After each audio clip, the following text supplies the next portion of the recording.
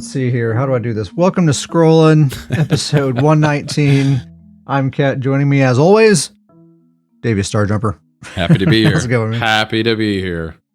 Hey, I'm happy to have you here. I'm also happy to be here. We've been doing some scrolling here lately. Have we ever explained the origin of the show title, of the name of the show on the podcast before?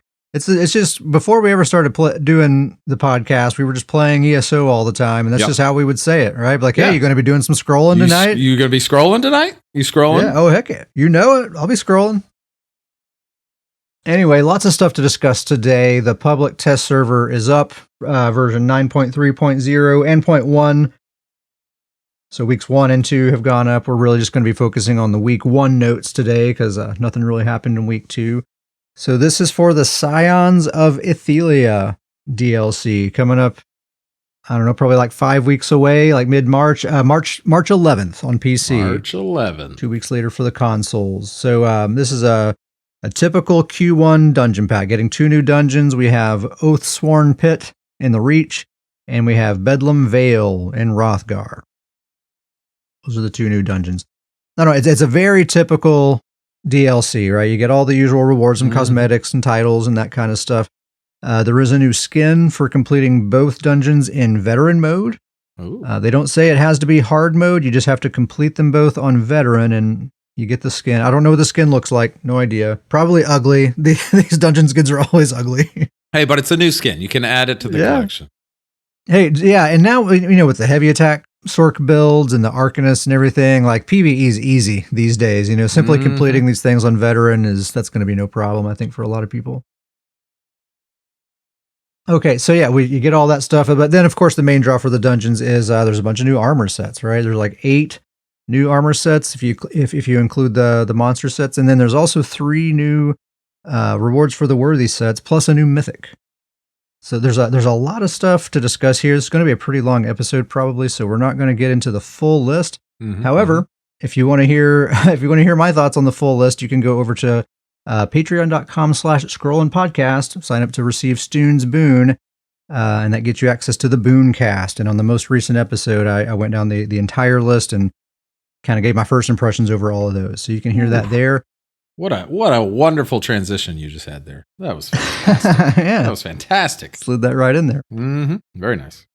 But for today, just to make room for all the other stuff we have to talk about, me and Davius are just going to pick 2 armor sets to talk about a piece, and then we'll move on. So Davius, why don't you go first? What are the armor sets that you want to talk about? I'll go first. I'm saving my favorite one for last. But okay. The one I do want to talk about, it did make my list. I'm going to talk about Tarnished Nightmare. This is a medium armor set.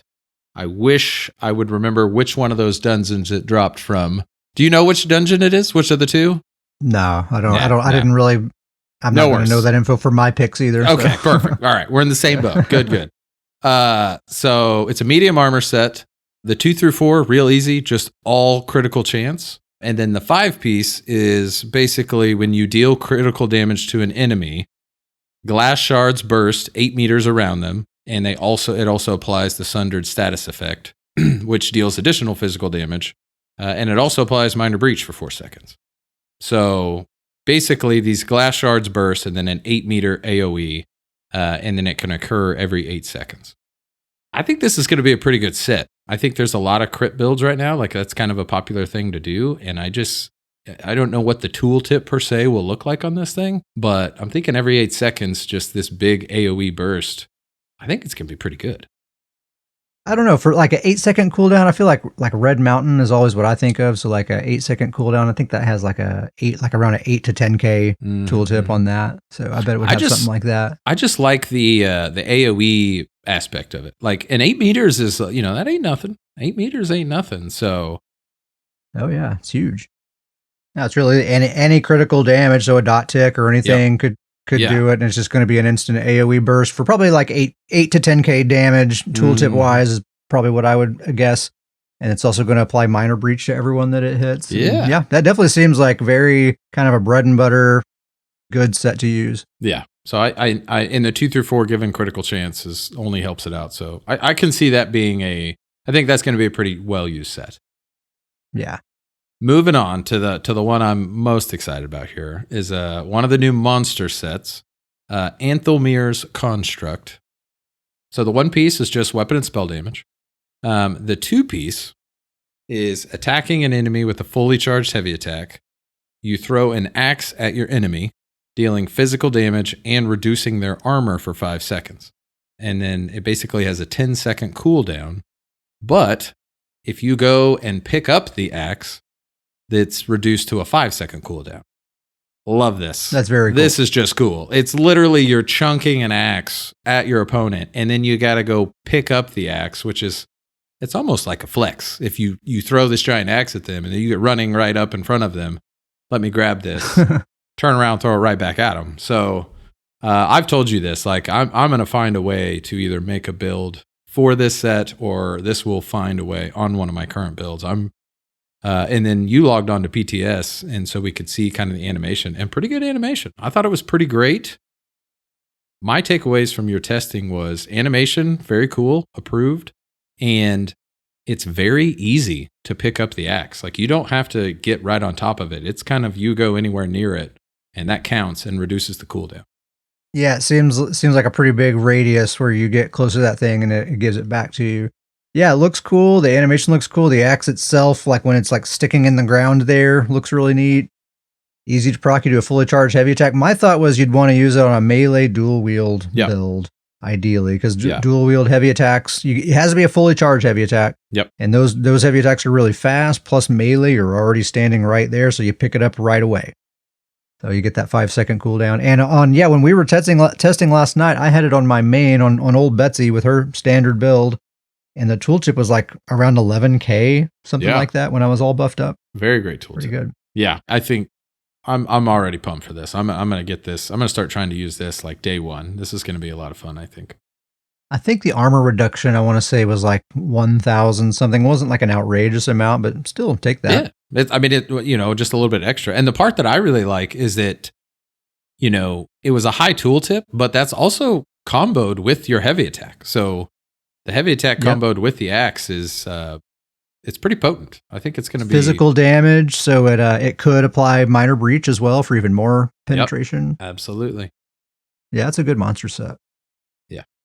Plus, it looks cool. It looks cool. That's my favorite part. Those are my 2 sets right there. Those are my 2. All right, my 2 sets. First one I have is Oak Father's Retribution. How dare you? Light armor set. This one? How dare you? Yeah, I'm coming for you, Davis. This is a light armor set. It's one of the dungeon sets. Yeah, same thing. I don't remember which dungeon it came from, but it is the 2 through 4s are weapon and spell damage all the way down, and then the 5 piece is you gain 449 offensive penetration against enemies for each major buff they have active, and you gain 20 weapon and spell damage against enemies for each minor buff they have active. It's a really interesting one. This is the one that I think I'm most interested in getting my hands on, and I think I'm already planning to put this probably on my Mag DK and maybe even another build or two. I think this is going to be a go-to bread and butter DPS set for PvP builds. Actually, I think this is one of the, now that I think about it, I think this is one of the PvP sets, the rewards for the worthy sets. Yeah, okay. I think it is. Okay. That makes me even more concerned. Even easier to attain.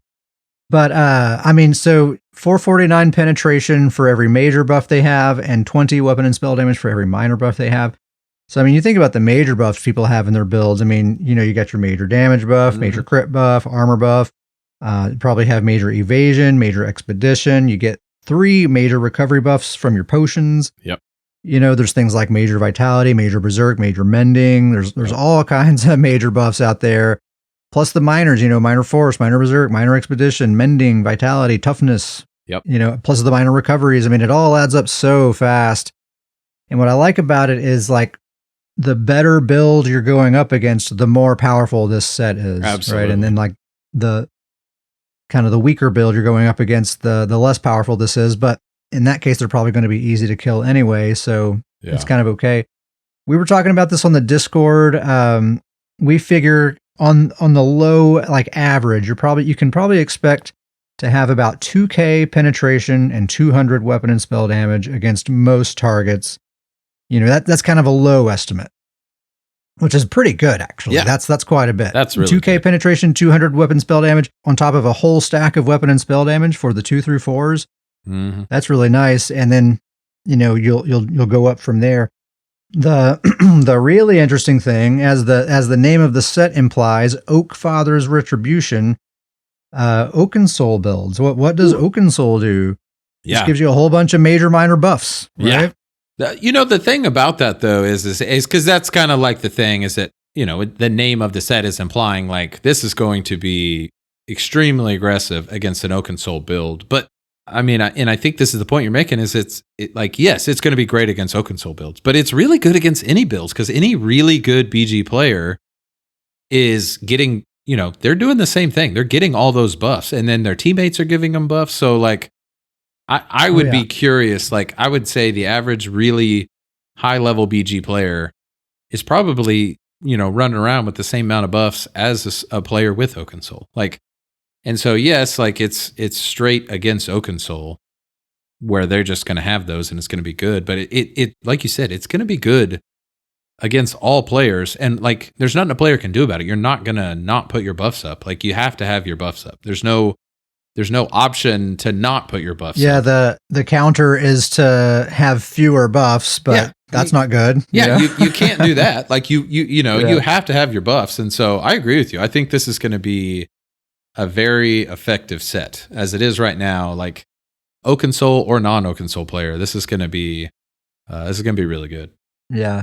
Oakensoul gives you 5 major buffs, 11 minor buffs. So that would be 2245 penetration and 220 weapon and spell damage, which is like kind of the average you would normally have, but that's not counting. Oakensoul builds don't just get buffs from Oakensoul, right? They got potions, they have major expedition, probably major evasion, minor resolve from vigor.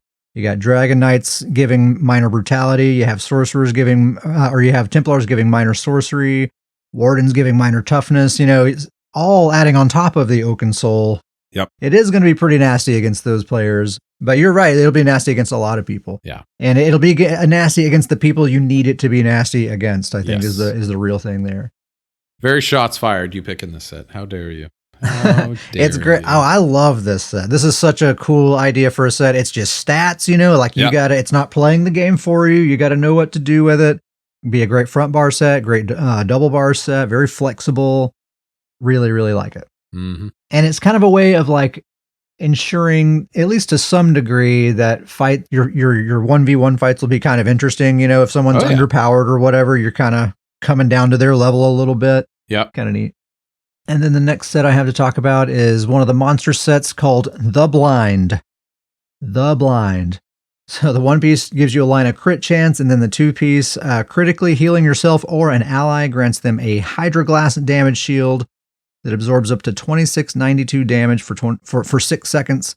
And while the damage shield holds, and for 3 seconds after it ends, the target gains minor force. Whew. This set's been getting a lot of attention on our Discord. We've been talking a lot about this thing, and if they don't nerf this thing before it goes live, it's going to be very, very, very powerful. Yes. And probably both PvE and PvP, I think. Yeah, very good for both. Yeah, extremely good. So that damage shield, 2692 for 6 seconds. That's tiny, but there's no stated cooldown. So that could be a typo. Maybe they left that out. Maybe there is a cooldown. We tested it out. It was kind of hard to tell.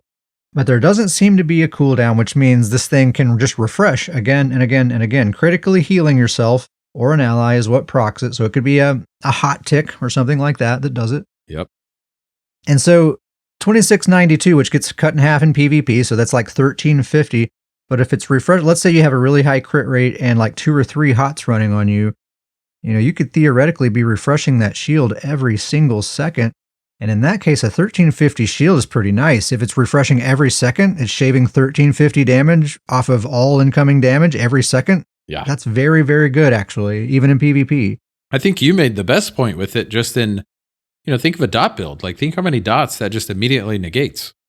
Yeah, it's like 3 dots right there. That's just, you don't have to worry about.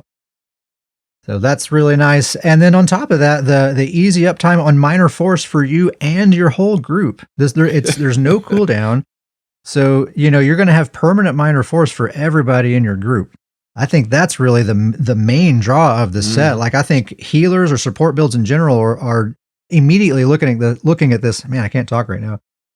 I think support builds are looking at this thing, thinking like, "Wow, an easy way to apply minor force to my entire group. That's awesome." The shield's just kind of a nice bonus, That's just kind of an extra. But I have a feeling they will nerf this thing. Hopefully it's just a typo and they forgot to put the cooldown in the text there. I think maybe like a 3-second cooldown. Yeah. Seems about right. Yeah. As it is right there, as it's in the text right there, that seems overpowered. Yeah, I think if it goes live like this, I mean, BGs and probably most of PvE, like you said, if you have a support build, you're putting on this monster set. Oh yeah, I would say even like solo PvE, like arena builds and stuff like that, make good use of it. Defense and offensive benefits, great. Yeah, and like you said, the shield itself is fantastic with no cooldown, but the fact that the minor force almost comes as like an afterthought, like the minor force is fantastic to give that to your entire team that easily. Yeah, and there's not a lot of monster sets that kind of have universal appeal like that, that you can put on almost any build and it's going to be decent, like a Bloodspawn or a Baylorg. The only thing would be if you already have minor force in your build, that'd be the turn off there. But otherwise, I don't know. I feel like on my sorcerer, for example, like Engine Guardian's like the one good monster set that I can use, and there's really no other options. But like this maybe could work for a sorcerer, which that doesn't count because they have minor force now with Dark Deal. I forgot about that. Dang it. Well, anyway, you get the idea. Anyway, that's the blind. I think keep that on your radar. They might stoons it. They might be stoonsed. And then I'm kind of going to cheat. I have a third pick. I'm thinking of this as a separate conversation from our picks here. We're going to talk about this new mythic. It's a necklace called the Torque of the Last Ayleid King. Baller name, first of all. Yes, fantastic. Torque of the Last Ayleid King. I'm excited to talk this because I know you've dialed in on this with the numbers. You've taken a good look at this, and I'm excited to talk about this because I think when you initially read it, you're like, no, like the negative's too big. But you really dialed in, and I think you're kind of bringing to light the potential power that this can actually do. Yeah, it's not as bad as it seems, and I was the same way when I first saw it. I was like, what ridiculous thing is this? No one wants to give up their armor, their armor sets to wear this thing. And you look at the forums, everyone's just like basically laughing at this thing. But, these developers, as much as some people like to say they don't know what they're doing, they know what they're doing. They're not going to throw something in there that's so obviously laughably bad, know.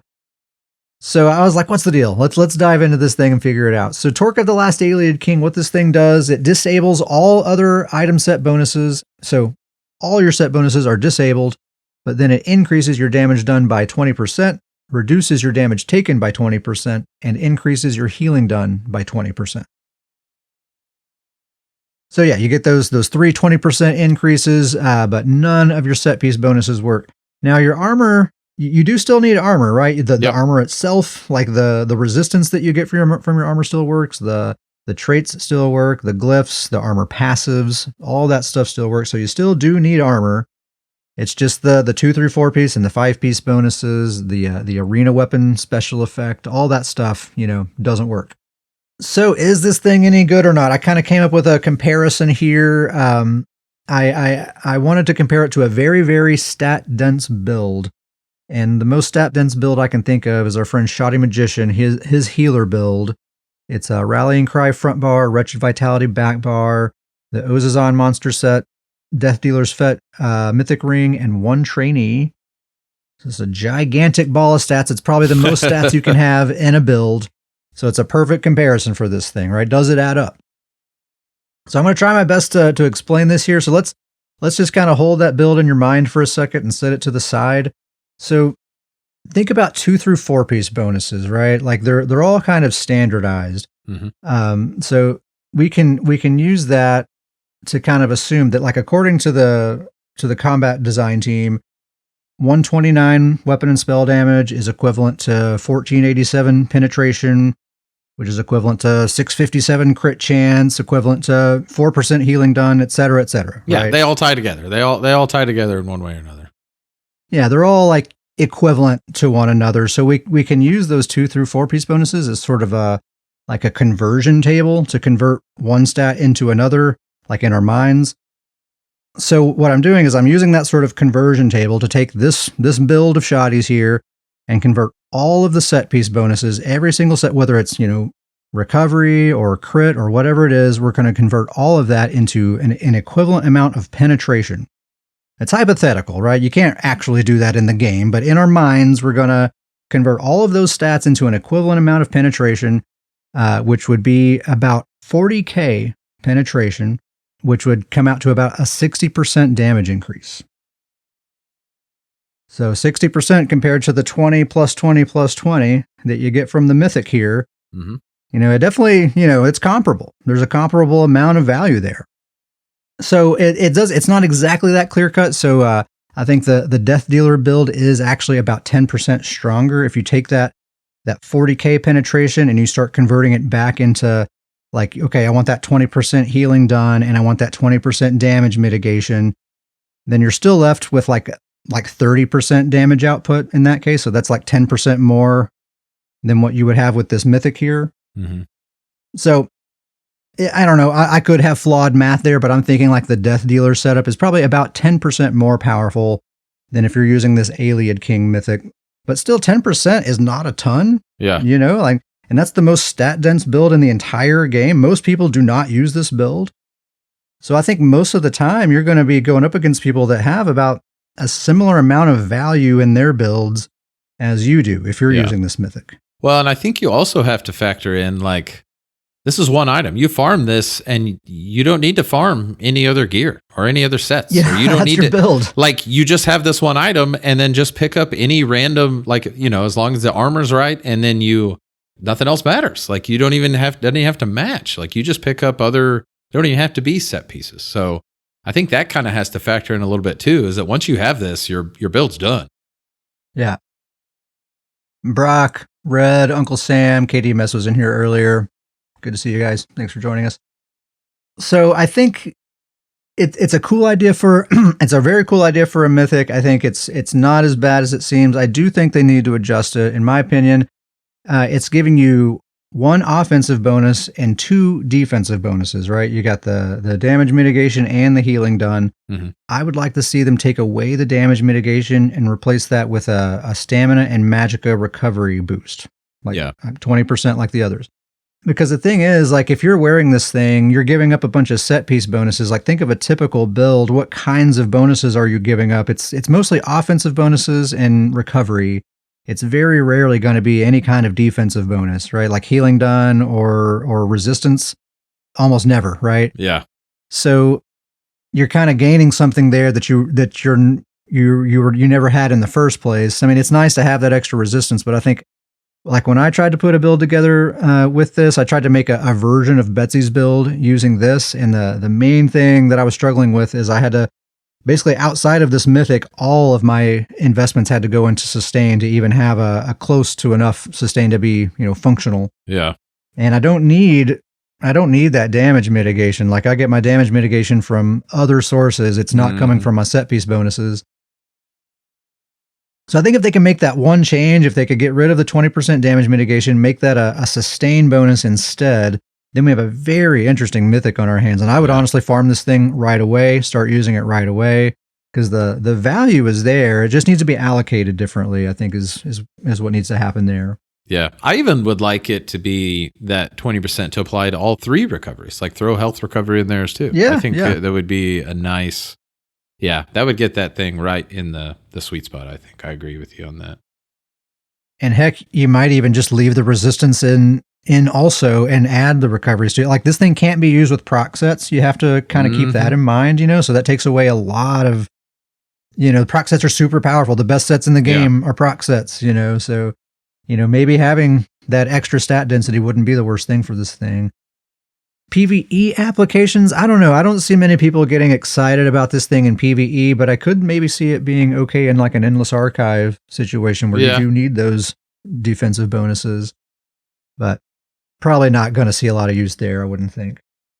Brock is asking, would health recovery do much since most people in PvP run Vamp Stage 3? Yeah, for those builds, it wouldn't do much, but for the people who don't, it certainly does. Like, I actually don't run Vampire on most of my builds anymore, and the health recovery on those builds is certainly substantial, because I have the Tri-Stat potions, I have the Sithis, I have Sugar Skulls, so it adds up. Yeah, and I think health recovery is not near what it was, but it can still be something. It can be effective. Oh, it's still good. Like on my typical build that uses kind of my standard like build template or whatever, like I'm usually in the ballpark of like 1200 or so health recovery. I mean, that's a pretty strong dot or hot that's always going all the time. Yep. Pretty absolutely. Good.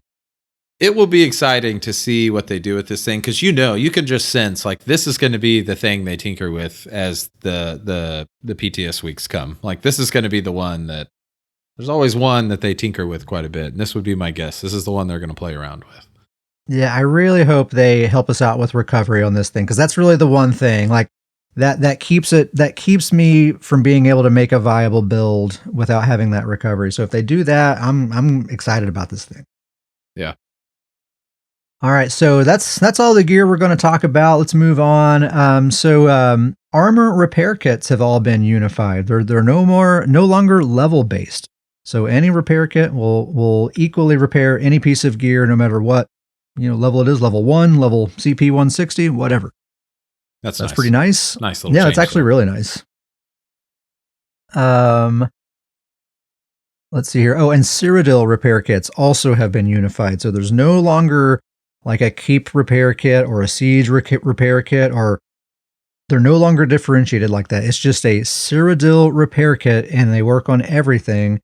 And what differentiates is now, like depending on what you're repairing, it takes a different number of those repair kits. Like this might take 1, this might take 5, whatever. That change just makes too much sense, right? Like we don't even run Cyrodiil that much, but like I would imagine people that are in Cyrodiil are loving that change. That's going to be nice. It's going to make it so much easier for like inventory management and just making sure you have the stuff you need to go out and wage war and all that stuff. Yeah, that's very nice. Another really great thing for Cyrodiil people, siege weapons are now stackable in your inventory. Ooh, that's very, very nice. That's big time. Yeah, that's huge. Those things will clog up your inventory so fast. I may not instantly get rid of them now. Yeah, for real. For real. They've also increased undaunted key rewards for a lot of the DLC dungeons. According to the notes, it seems like it's only the DLC dungeons that are affected. So the base game dungeons, no change. But if you do the DLC dungeons, the number of keys awarded varies depending on which dungeon you do and whether it was hard mode, or I think some dungeons now have like multiple hard modes, and they're kind of weird these days. So anywhere from 1 to 4 keys, depending on which DLC dungeon you do and how you do it. That's a great change. I think that's good. That's great. Yeah. And there needs to, like, anybody who's played the game long enough, like the vanilla dungeons to DLC, like there's just a massive difference. Like there's a big difference between those. So I like the idea of making the DLC dungeons give a little bit more. Like that just makes too much sense. Even within the DLCs, some are way easier than others. Yeah. So varying the rewards within those makes total sense. Absolutely. Like you do Imperial City Prison, that one's barely any different from like a vanilla dungeon these days, but then some of those others like Scale Collar, whole different story. And then if you go ahead and do it on hard mode, forget about it. So yeah, that's nice. That's some nice quality of life there. So here's the juicy stuff. Here we go. Combat and balance changes. This is going to be the bulk of our conversation here. The broad kind of thing that they focused on here is they're overhauling status effects. The main thing is they say dot statuses are stronger than all the other statuses, so they're just trying to bring them all more in alignment with each other. So we'll just go down the list here. The burning status, they reduce the damage by 6%, and then they're going to use that value as a standard for all the other status effects to compare to. The chilled status, they increase that damage by 106%. Remember, chilled status only deals damage immediately, and there's no damage over time component to that. So it's just 106% increase, double the damage when it gets applied.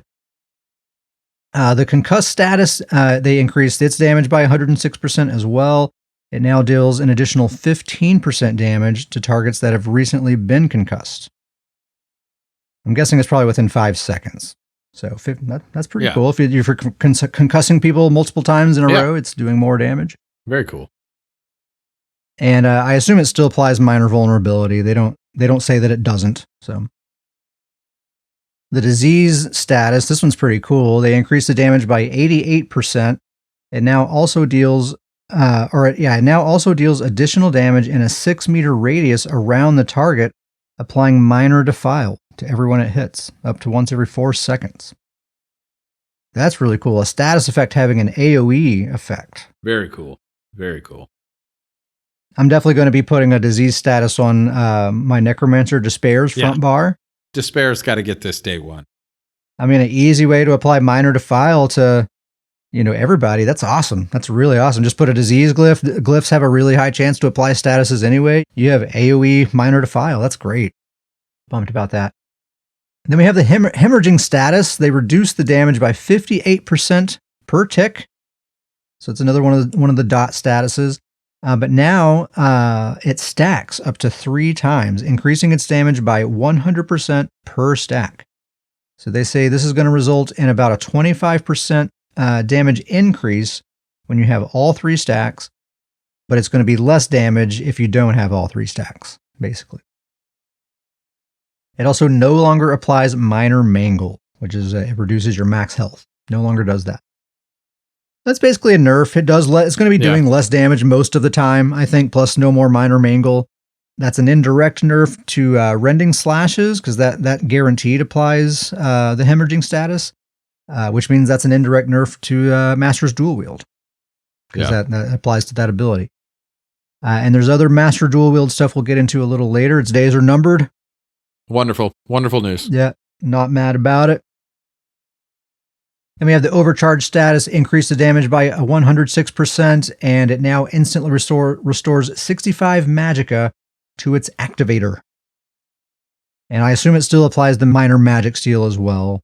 The poison status, reduce the damage by 30% per tick, reduce the duration to 4 seconds instead of 6 seconds, and the damage is now considered execute damage and deals up to 100% bonus damage to targets under 100% health. So as you get lower on health, more and more damage. I think that's another cool. very cool change. Yeah, that's very cool. Sundered status, increase the damage by 106%, and it now grants 100 weapon and spell damage for 4 seconds. Very cool. That's pretty cool. Unique source of weapon and spell damage. Yeah. I honestly, I love all of these changes. Like, status effects now are factored into your build. Like, it's the theme of your build, like the status effects you're doing now are tied to your build. Like, I think this is a great change. It's way more like meaningful choices here. Like, what statuses do I want in my build here? Like, Despair's definitely going to be having a disease glyph on her front bar. Yep. Like, there's going to be, like, if you're an execute build, you're going to want that poison status. Absolutely. Yeah, cool stuff. I like that. Yeah, I think they did a good job here. The dev comment, my interpretation here is they basically wanted to make the instant damage statuses just as strong as the dot statuses. So they definitely did that. And they also wanted to differentiate the dot statuses from one another. So mission accomplished there. I think the result of this is going to be Draugr Grip is going to continue to be a very popular armor set, along with Force Pulse builds or any kind of status builds. Yeah. This is overall a gigantic buff to status effects. Yeah. So, yeah, I think status builds are already pretty popular. I think they'll become even more popular. Draugr, if you don't have it, I recommend farming it. If you have it, hold on to it. keep using it. Yeah. So yeah, that's all the status effects stuff. Next thing we have here is major and minor vitality. They updated these buffs to increase healing received and damage shield strength by 6 and 12% respectively, rather than just increasing healing received by 8 and 16%.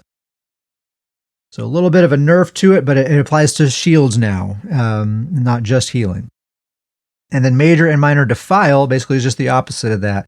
They updated those debuffs to decrease healing received and damage shield strength by 6 and 12%, rather than decreasing healing received and health recovery by 6 and 18%. So it applies to damage shields now. It no longer applies to health recovery, the defiles. So damage shields were becoming more and more of a thing every single patch, it seemed, you know, so definitely ways to counter those is a good thing, certainly. Normalizing damage shields, for sure. That is definitely what's happening. Yes. Yeah, I think this is like them saying like, hey, get used to damage shields, guys. Not going anywhere. Absolutely. We're getting into some class changes here. So for the Arcanist Fate Carver, that's the big beam cannon. Reduce the damage done by the base ability and its morphs by 7% per tick. And then the Pragmatic Fate Carver morph, reduce the potency of the damage shield by 16%. So you have a damage shield while you're channeling that thing. So they weakened that thing. They lowered the damage. They nerfed it. They nerfed the beam. I'm okay with that. I am okay with that. Yeah, I feel neutral about it. Like I've tried using the beam. It's hard to use. So I kind of feel like I don't mind it being strong because it is pretty hard to use, but at the same time, I never play an Arcanist, so it's inconsequential to me. You know, the beams are kind of annoying when you're on the receiving end, so no big deal. The Psychic Lesion passive reduced the status effect bonus to 55% instead of 75% to make up for the status effect buffs that are happening this update. That's a good change. Glad they thought about that. Yeah. I wonder if that, like Arcanist will be getting even more out of that passive now, regardless of that buff, though, you know, or that nerf. Yeah, that's the thing is that Arcanist might even be becoming even stronger, even with that nerf, based on how good some of these changes are. Yeah. And then the Imperfect Ring ability, they increased the radius of the base ability and the Fulminating Rune morph up to 6 meters instead of 5. The Rune Break Synergy is now 6 meters instead of 5. And then the Rune of Displacement morph, they increase that morph to 10 meters instead of 8. That's the one that pulls everybody into the middle. So don't love that, but that's it for Arcanist. Dragon Knights, the Combustion passive now increases your damage done with burning and poisoned by 40% instead of 33%. Love it. That's big time based on these changes. Like, yeah, that's huge. It was 50% not that long ago. Like they've been kind of dialing into where they want this. Yeah. And then the passive now grants 1,000 magicka and stamina whenever you apply burning or poisoned. Also love that. Yeah, that's great. Rather than right now, it does magicka for burning and stamina for poisoned. Still has a 3-second cooldown. So basically that means that this passive, it has the same potential value that it currently does, but it's just way easier to get that maximum value. Now, if you want to, you can just do nothing but poison damage, and you're getting both the magicka and stamina return. Yeah. And vice versa. You could do nothing but fire damage, and you're getting both. Yep. That's nice. The dev said they just want DKs to have more flexibility with morph choices. So that's perfect. That's exactly what will happen there. Yep, absolutely. Moving on to Necromancers. We'll spend a little time on Necromancers here. Some weird, interesting stuff.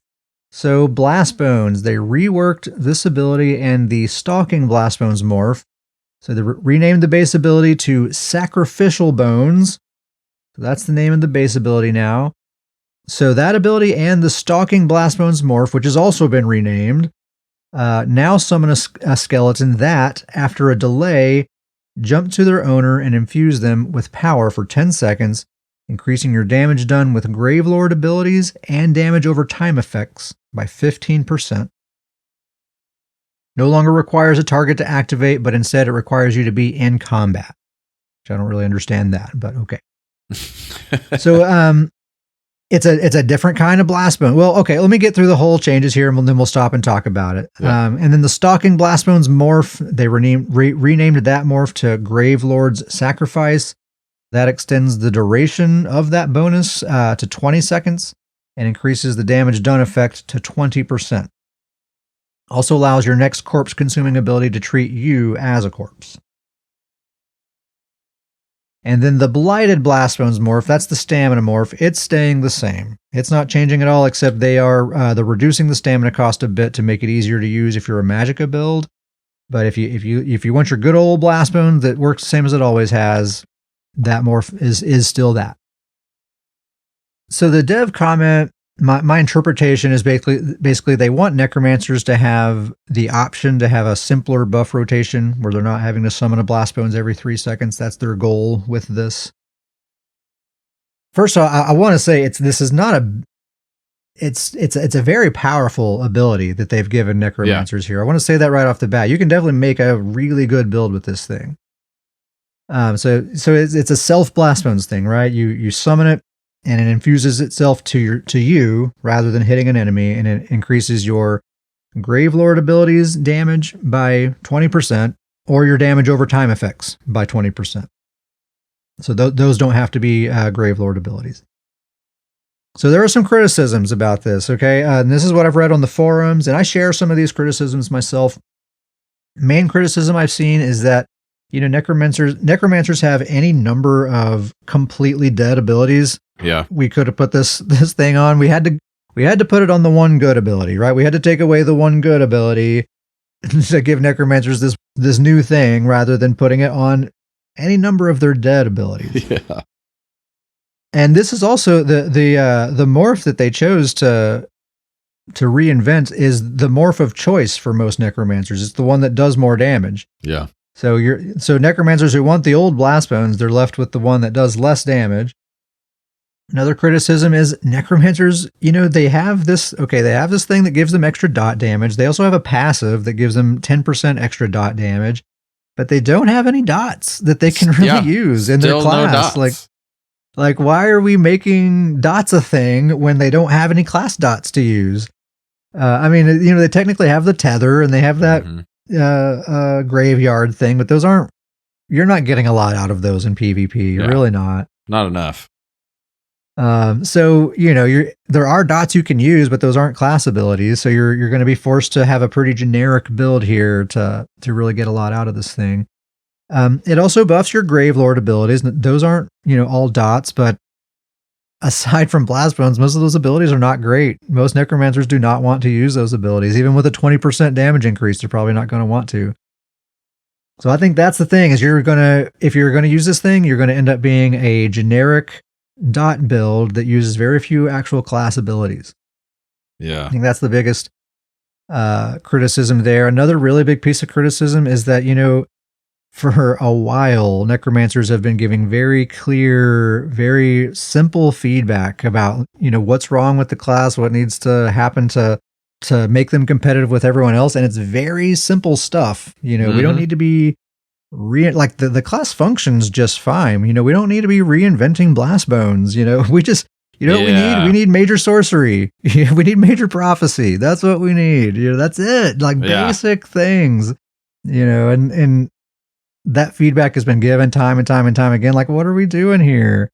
And we're going to talk about Nightblade here in just a minute, but just look at patch after patch after patch of how they treat Nightblade.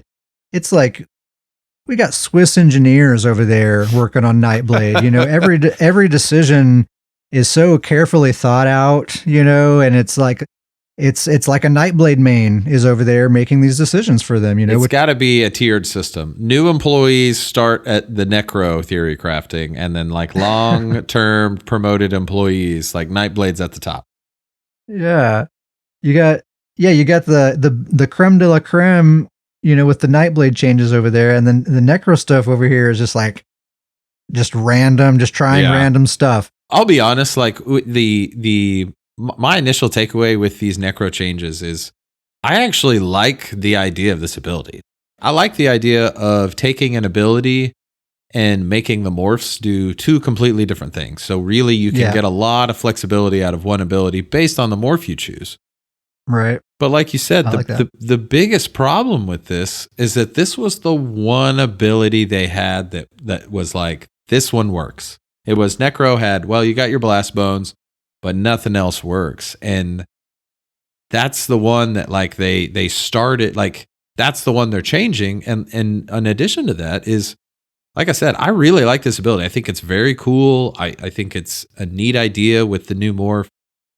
But you don't have any, all these other dead abilities, none of them are effective dots, or none of them are this pairs well with this. And so there just doesn't seem to be any internal synergy with this class right now. Yeah. And the changes they're making, I think that's the most confusing part is the changes they're making aren't helping that synergy. Like they're changes. And like I can understand the change of taking an ability and making it 2 different morphs, but it didn't help with the synergy of this build a lot. The biggest problem with this build is you have to go outside the build to make the build any sort of effectiveness. And this change doesn't change that at all. You're still going to have to go outside the build to make an effective build. It is an odd choice. Yeah, it's an odd choice, and it's one that's like, I don't know, a Necromancer main didn't make this decision. You know what I mean? Yeah. Like no actual people who play Necromancers were wanting this. Like I know I'm a broken record, but all actual Necromancers want is good buff coverage. That's all they really needed. And to see like this much effort put into just completely reinventing something that was like the one good thing they did have. Yeah, like, I guess that's man, what are we doing? That's the strange thing to me. If they would make all those other changes, get the buff coverage taken under control, redo some of those dead skills to make them effective, make some of them dots, like, and then this change happens, like, okay, now this makes sense. Like I can see this, but it's like, this seems like it should have been like the last change to be made. And instead we're starting with this. So like, yeah, maybe there's more changes to come that will make this make more sense, but it's an odd starting point. Very much so. All of that being said, I am probably going to be using this on Despair. Love it.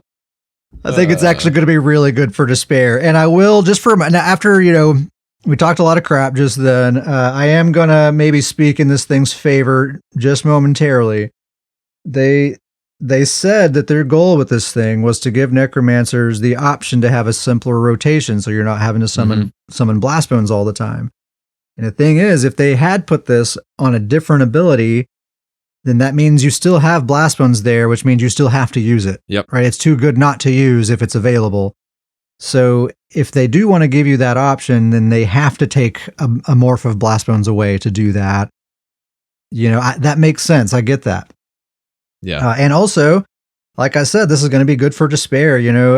She's a unique kind of build for sure, but one of the pain points of that build is it's very buff heavy. There's a lot of management of timers, like constantly just spinning 100 plates all the time.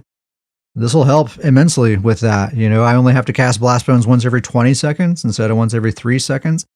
Plus, she's a dot build. She has a whole bunch of dots, and so that's exactly what that thing buffs, everything by 20%. So 20% buff to those. It's actually going to work really well for Despair, but I'm not a Necromancer main. I got a silly little Necro build that I play with, once a month or so. The actual Necromancers out there, I don't think are very pleased with this at all, especially with the feedback that's been given and the obvious stuff that Necros need that's not this. Yeah. Well, and I think it's important to mention that like the Despair build's not like your like very good build, but it's not like going out there to get a whole bunch of kills. It's not trying to finish off kills. And so like it works really well. It's basically a support build. Yeah, it's a support build that applies pressure, and this is perfect for that. It's going to be a little bit more pressure and still be able to do the support. But even your build with not having the regular Blast Bones, like it's losing kill potential, kill secure. And so losing burst. Yeah. Yeah. And I think that's the thing for Necro mains is that losing potentially their best burst ability and their, it's kind of their combo finisher.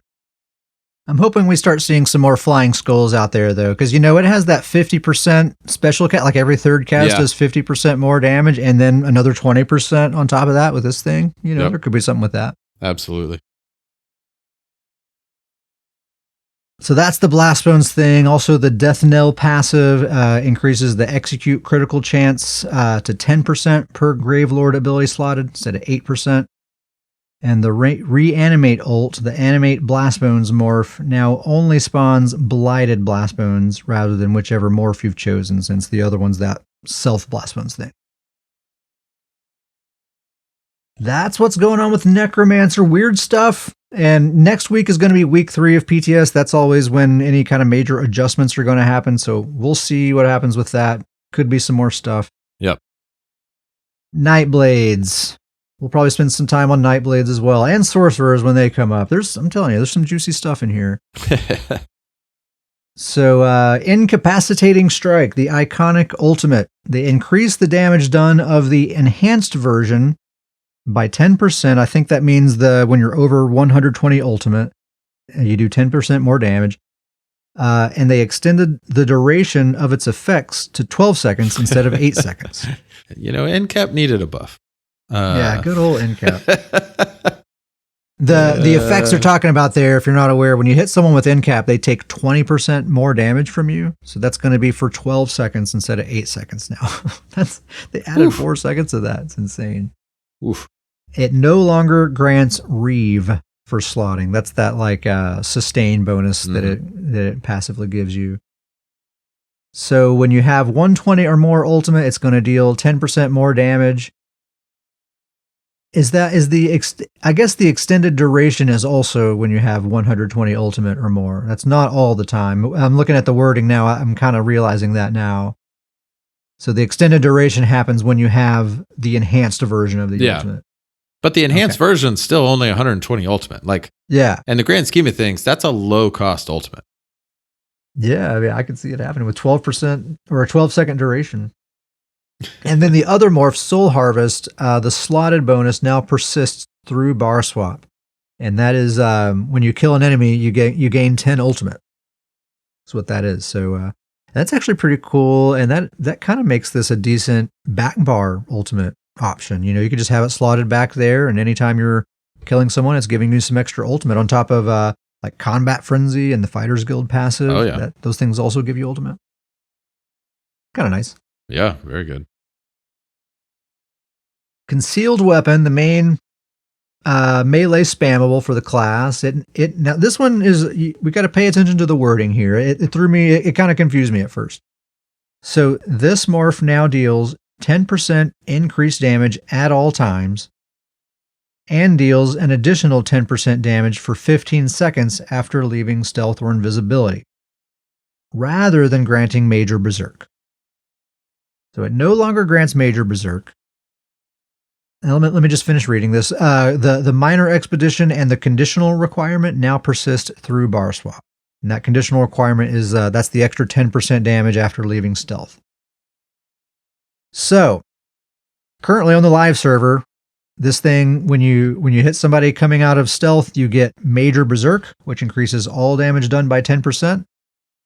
Now, the ability itself has 10% increased damage, and when you come out of stealth, the ability itself does another 10% more damage. It's not applying to the rest of your damage at all. It's only Concealed Weapon is dealing 10% plus another 10% extra damage there. I like the fact that the Minor Expedition is on both bars. That's really nice. Yeah. That is really nice. And Minor Expedition is a great buff just because it's not as popular, I feel like. It's not super common. Yeah, it's not as easy to get in your build as like a Major Expedition. Yeah. The devs say this is based on feedback. Yeah, I don't really know how I feel about it, honestly. I mean, Nightblades are so incredibly powerful. I don't know if this is, I mean, it's a nerf, certainly. Yeah. But NCAP has just got buffed also, so. Yeah, that's the thing is it's like, this is a nerf and you can't have, the other abilities aren't going to be getting the benefit of that Major Berserk, but this is still a really good spammable, and spammable wise, its damage is going to go up. So it is a nerf, but it's still going to be a really good spammable. Uncle Sam says, wow, LOL, Nightblade's going to be rough next patch. Good thing not many people play them. Yeah, good thing. So rare.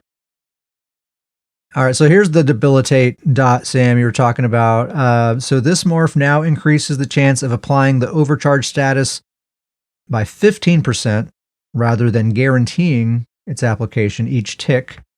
And they say that's because overcharge now does a lot more damage. So normally a dot would have 3% chance to apply a status effect, so this one has 15% chance rather than it being guaranteed. So that's all there is to debilitate. So this one's a pretty big one. This next one here, Siphoning Strikes. This is a big change for Nightblades here. So Siphoning Strikes is that's their main sustain ability. That makes your light and heavy attacks give you extra magicka or stamina, depending on the morph, plus it heals you. So They've reinvented this ability. So their wording is they've reworked this ability and its morphs to be simpler to use while making their resource recovery more engaging. So, all right, let's get our brains working here. Let's make sure we understand this thing. So, when activated, the ability will now instantly drain 4,000 health to restore 2,000 magicka and stamina. So that's what it does when you activate it now. That's the only thing that happens when you cast the ability. It costs 4,000 health and gives you 2,000 magicka and stamina. So it's no longer like this buff timer that you have to keep up with. It's just an instant thing. And then when the ability is slotted on either bar, any damage you deal will heal you for 1250 health up to once every second. So remember, right now you have to do light and heavy attacks to get the heal. Now it's just going to be happening from any damage. So a dot tick, anything, you throw caltrops out there, whatever, it's happening. So that's really nice. A 1250 heal over time. That's very, very nice. And then the siphoning, so that's the base ability. The siphoning attacks morph now increases the resource restored to 2,600 magicka and stamina. Whenever you cast it to, you drain that 4,000 health, you get 2,600 of both now. And then whenever the heal activates, it also restores 200 magicka and stamina. So again, any damage done, a dot tick or anything at all, can heal you for 1250 health, and it will give you 200 magicka and stamina once per second. It doesn't rely on light attack weaving at all anymore. That's wild. Pretty wild. And then the leeching strikes morph, they increase that heal to 1,800 instead of 1,250, which that's actually the current value. It's 1,800. But it relies on light attack weaving right now, Mm-hmm. And then whenever the heal activates, it reduces the cost of your next leeching strikes cast by 10%, stacking up to 10 times. So it could be free. Yeah. Which if you're a dot build, most likely will be free. Yeah, you throw a couple of dots out there, or I imagine a lot of brawler blades are going to be using this, so they're going to be up there just dishing out the damage constantly. Yeah, throw a caltrops down and then just go through your rotation and... Yeah, anytime you need to cast this thing, probably by the time you're thinking, low on resources, time to cast leeching strikes, it's free by that time. You've built up the stacks by then. It's basically like a kind of a better dark deal. Yeah, they're kind of giving a sorcerer's tool to Nightblades here. But the devs say they wanted this ability to be easier to use and less dependent on light attack weaving. I've always liked the fact that Nightblades were very dependent on light attack weaving. I've always thought it's a unique mechanic of this game. You kind of have to master this thing in order to master this class. Not really the case anymore, actually. No. And I feel like the 4,000 health cost is... It's on the low side. Yeah, it's next to, it's next to nothing, because you got to think, like, just when it's slotted, you've got this extra heal. And so, like you're almost, the ability itself is almost going to heal up the cost of it. Oh yeah, it'll be easy to use that and to not suffer too much from that health cost. I think that'll be just fine for people. The thing is, this ability already gives you a heal over time, but it requires that you be like aggressive to get it. You have to be light attack weaving to get that health return. So it rewards you for being aggressive. This rewards you for being passive. Throw some dots out there and then just kind of turtle up, and you're going to be kind of in good shape there. Very strong. Brawler blades. I think, brawler blades have already been pretty popular. I think that popularity is going to grow a bit with this. Not that, stealthy blades will take advantage of this too, but it's very good for brawler blades, I think. Yeah.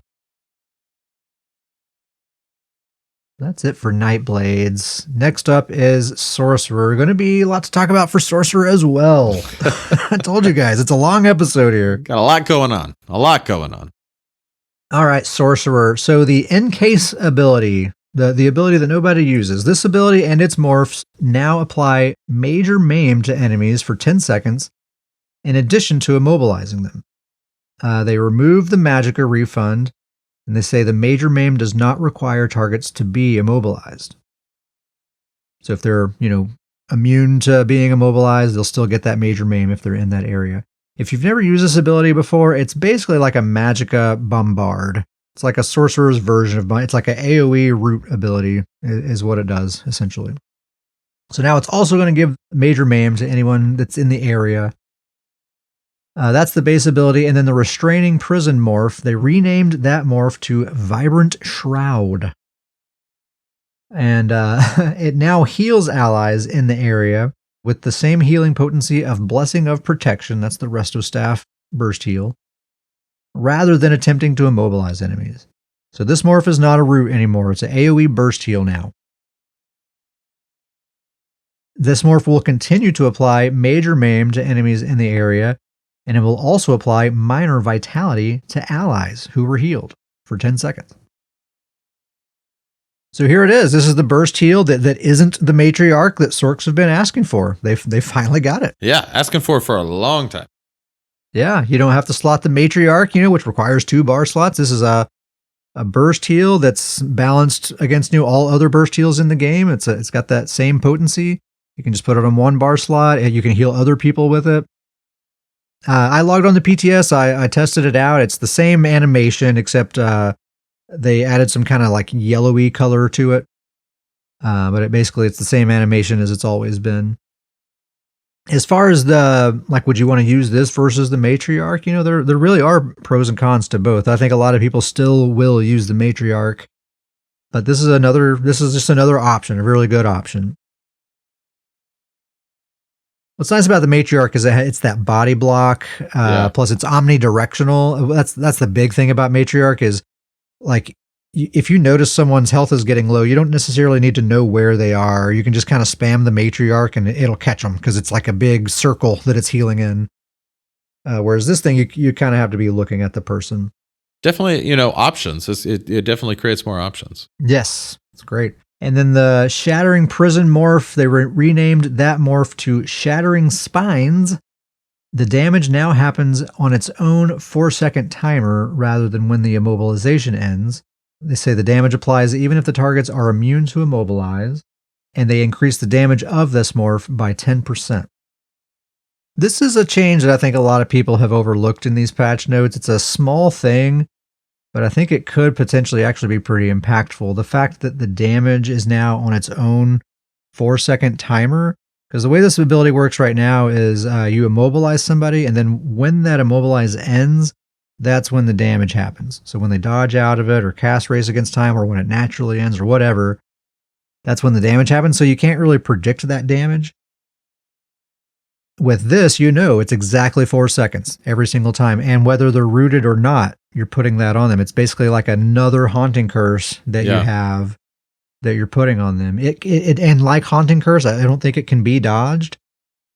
It's actually a really awesome combo opener because you're rooting them to start with, plus you're putting a delayed burst on them. They're going to be dodging out of that root, and at that time you can put Haunting Curse on them because it's not dodgeable. Yep. And now you have 2 delayed bursts. Haunting Curse has a 3.5 second timer. This thing has a 4-second timer, so those things are going to go off right next to each other. That's a perfect just 1-2 combo opener right there. You put your Endless Fury on them, you start spamming your spammable, and then, it's going to be good night. It's going to be a lot of damage right there.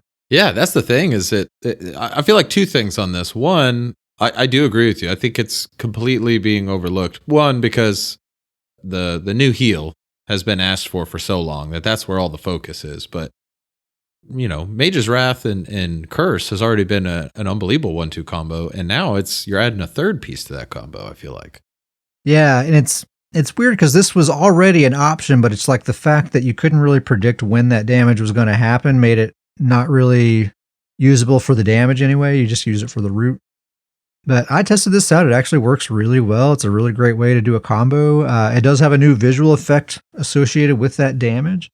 The damage is like 2/3 the strength of a Haunting Curse is what it seems like to me. So it's not quite as strong as Haunting Curse, but stacked on top of a curse, it's a lot of damage. So I don't know. I actually don't think I will end up using this. I think I'll probably use the burst heal in the end. But it's just a cool option. I just wanted to point that out. Yeah. And then Conjured Ward, the class damage shield. This ability and the Hardened Ward morph will now heal you for 15% of your max health or magicka, whichever is higher, if no pets were shielded by the abilities. So you can't have any pets if you want that heal. So if you're a typical PvP build these days, you have 40k health, that would be about a 6k heal, tooltip wise. The damage shield would probably be around 9k. So a 9k shield with a 6k heal at the same time, that's very juicy. Yeah. Very, very juicy. That's a lot. Testing this out, I realized I cannot use this for my build because I use the Engine Guardian monster set, and it'll get that shield, so you won't get the heal if you're doing that. But yeah, what's funny is, sorcerers finally got their burst heal that isn't the matriarch, but actually probably none of them are going to use it because this shield buff is so super juicy. I mean, that's going to make it compete with the Arcanist shield. It works differently, but I think a similar amount of value is happening there. I mean, a 9k shield with a 16k heal, that's a 15k heal right there. If you count the shield as a heal, I mean, that's very strong. The regenerative ward morph now also heals you for 10% of your max health or magicka, regardless of if a pet was affected or not. So then the pet sorcs actually can benefit from that one and get the heal from that one, but for a lesser amount. Still would be good though. It's 10%. Still would be like a 4,000 heal. Still really good. And the thing about that is that if you have the matriarch out, like you have this and the matriarch, so. Oh yeah, I didn't even really think about that, but you're right. Yeah, you got the combo of the two, so it's, some really good defensive setup right there. Yeah, that's the shield change is actually the thing most sorcs are excited about. There's, other cool stuff happening, but that's it's funny that I don't know. To me, it's just very amusing that sweet, we finally got our burst heal. But I'm actually just going to keep using the shield because they buffed that too. I'll keep using the thing we've always used because it's getting a huge buff. Yeah. Daedric Mines, the Daedric Minefield morph. A lot of renaming this time. They renamed this one to Daedric Refuge. And the mines are now wards that activate when you or an ally walk over them, granting them a damage shield for 6 seconds rather than rooting and damaging enemies. So this is a friendly ability now. You still put mines on the ground, but when you or allies walk over them, it gives you a damage shield. I tested it out. It's the same visual effect, except it's yellow instead of purple now. So, and the shields look kind of cool. Allies can only be affected by the wards once every 2 seconds to prevent situations where one ally could take multiple shields immediately. And the shields scale with your max magicka or stamina and is capped at 43% of the target's max health. It's a weird one. I don't know. I just feel like it's going to be a weird skill to use. I don't know if sorcs are actually going to use this thing. Like, your allies have to run over here and stand on this thing to get the shield, and then they can run back into the action. Maybe there's some viability in like PvE more so than PvP. Yeah, maybe so. I think the shield, the mines have to like arm themselves. It takes like a second or two before you can actually get the shield. So it's not like you can kind of spam it on people right next to them or anything. I'm trying Seems to think, weird. Yeah, it does seem odd. I'm thinking of like PvE, like maybe in like boss fights where you have to move around a whole bunch. Like you could throw these down where people will end up being. I don't know. I'm trying to really think of like situations. Really trying. Really reaching. Yeah. Really reaching. That's a weird one. The devs say they want to give sorcs more support options that don't include pets, basically. Yeah, okay. That's really all I have to say about that. It just seems weird. The Expert Summoner passive. This passive now increases your max health by 10% while you have a summoned pet of any kind, rather than 8% when you have a Daedric summoning ability active. So to get the max health now, you actually have to have a pet active, and it's 10% health now instead of 8%. It also increases your max magicka and stamina by 10% when you do not have a pet summoned. This one's really interesting. So if you do have a pet, you get max health. If you don't have a pet, you get max stamina and magicka. You get something either way. It's kind of neat. GrizzlyCon said, I made it. Welcome, GrizzlyCon. Shout out, GrizzlyCon.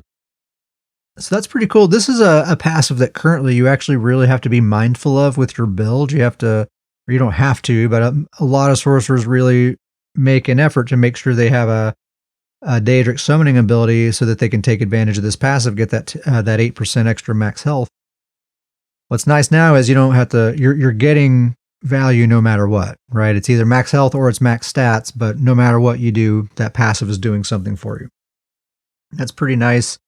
Oh, quick PSA on that. I saw someone say this on the forums, but the Atronach Ultimate, that's a pet. And so if you're trying to not have pets so that you get the max resources and then you cast the Atronach, that flips that passive and you get the health instead of the resources. So like in PvE, for example, that's going to be a DPS loss, actually. Just something to think about there. That's interesting. Yeah. The Lightning Splash ability increases the radius of the base ability and its morphs by an additional 2 meters, as they were significantly smaller than other similar abilities. So they increase the radius by 2 meters, which means that's a 4 meter total increase. That's a mass. That's actually going to be a really big area now. Yeah, that's going to be pretty significant. Yeah, it's going to be huge. Because if the radius is increased by 2 meters, that's going to be 2 meters on both sides of the circle. So that's 4 meters total. So that's it for sorcerers. Okay, the Sorc apocalypse is coming, guys. They're going to be, you remember like episodes, I don't know, 20 or 15 through 70, Sorcs were number 1. They're coming back. They're coming back to that spot. It's going to happen again. Uncle Sam, so all Sorcs and Nightblades next patch. That's what I'm hearing. Thank goodness. Yeah, yes, that is what it will be. A lot of Sorcs, a lot of Nightblades. We'll kind of, I'll try to do some meta predictions once we're just Streakin and Cloakin. Yeah, Cloakin and Streakin. I think we can definitely expect a lot of that. Which is ironic because, when most people streak, you wish they were cloaked. Is that true? I meant in the real sense of streaking. Oh, like they don't got no clothes on. There you go. Yeah. Well, speak for yourself. Yeah, so that's it for sorcerers. I'll have a little bit more to say about them a little bit later. Let's move on to Warden for now. The Glacial Presence passive, they reduced the potency by 50% as the chilled status received a huge damage increase. They say this is going to result in about a 6% damage increase. So even though they're nerfing this passive by 50%, it's still going to be doing 6% more damage because the chilled status was buffed. The Northern Storm ultimate increased the damage by 50%, and then activating the ultimate now grants 50 weapon and spell damage for 5 seconds each tick, up to a maximum of 9 times. So that'd be 450 total weapon and spell damage, rather than just instantly giving you 300 weapon and spell damage. So you start with 50, and if you're consistently doing damage over and over again, it's going to build up to a maximum of 450. Streakin and Cloakin. Streakin and Cloakin. That's the name, right? Streakin and Cloakin. Yep, that's the one. And then the Permafrost morph, they reduced the damage by 32% to make up for the chilled status buffs. Overall, this will result in an ever so slight damage increase of this morph, less than 1% damage increase. That's what's going on with Warden.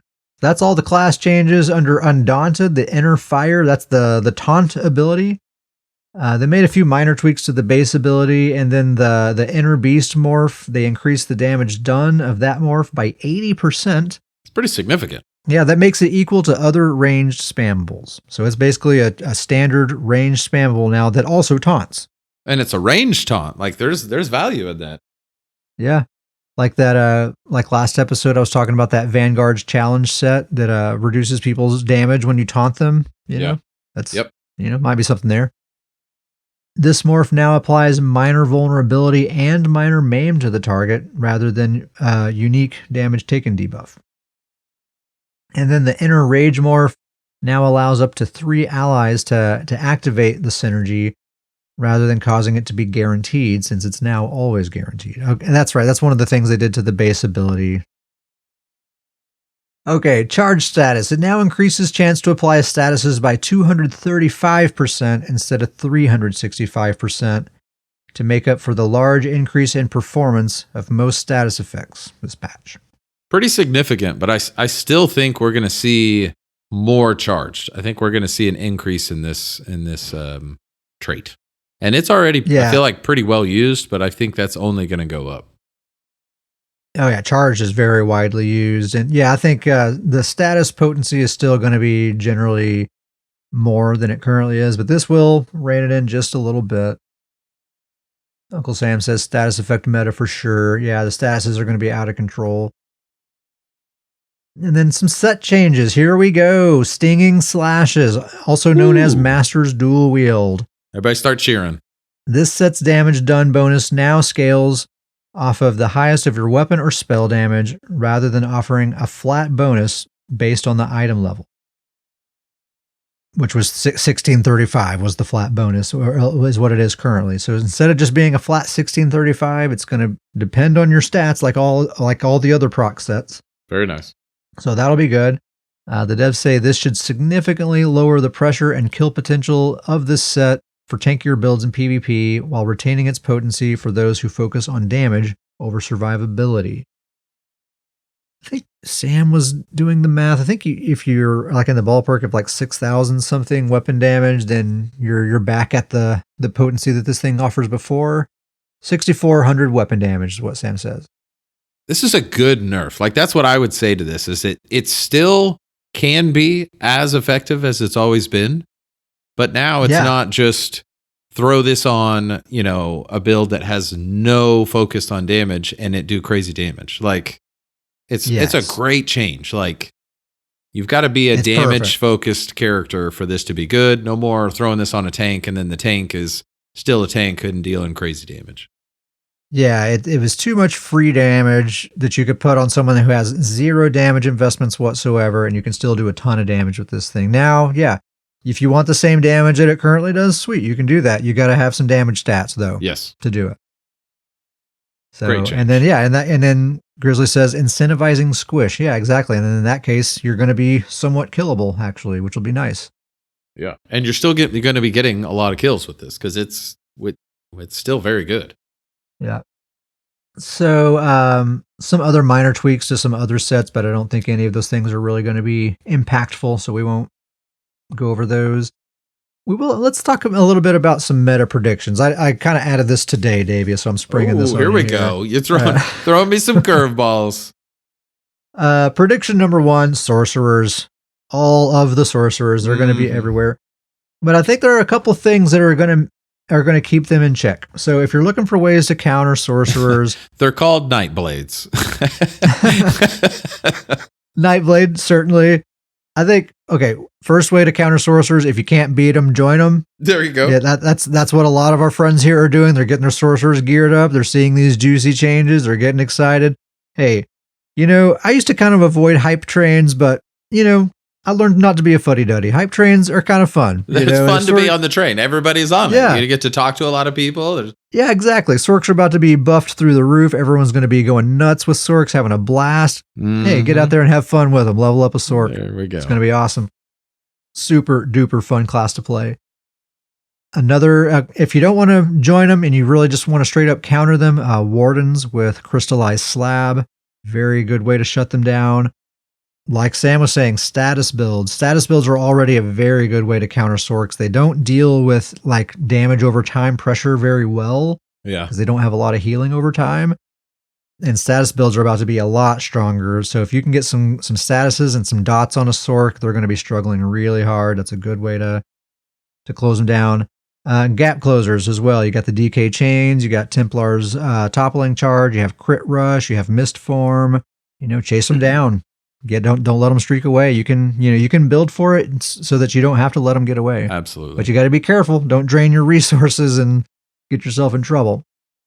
Going to be a lot of Sorcs, going to be a lot of Nightblades. Nightblades were nerfed, but they were also buffed. I think Brawler Blades are the spec that are kind of being incentivized here, and they kind of had their time there for a while, and I feel like the Brawler Blades have died down, and you're seeing a lot more snipers and stuff lately.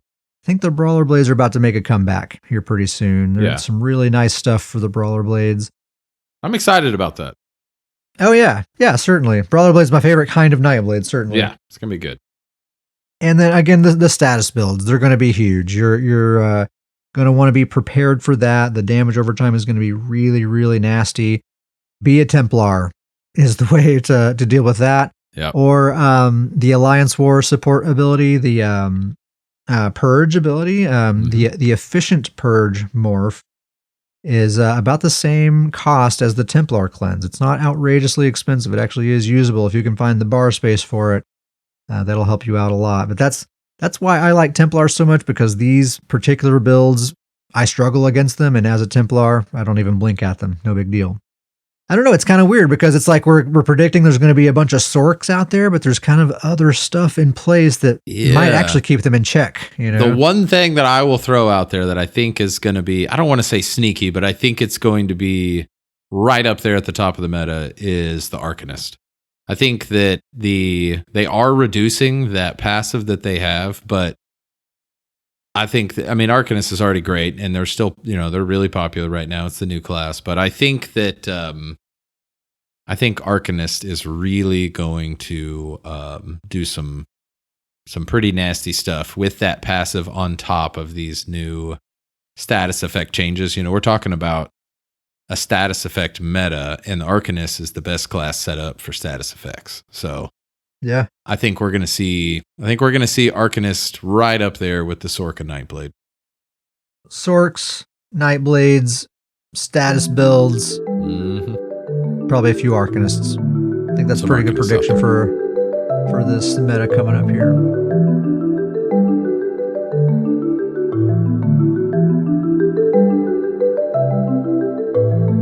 As far as what's been going on lately, I think most people are just kind of gearing up for this next patch, I think is really what's been going on. These patch notes have hit on PTS. A lot of people are mostly gearing up their sorcerers. Seems like what is mostly going on.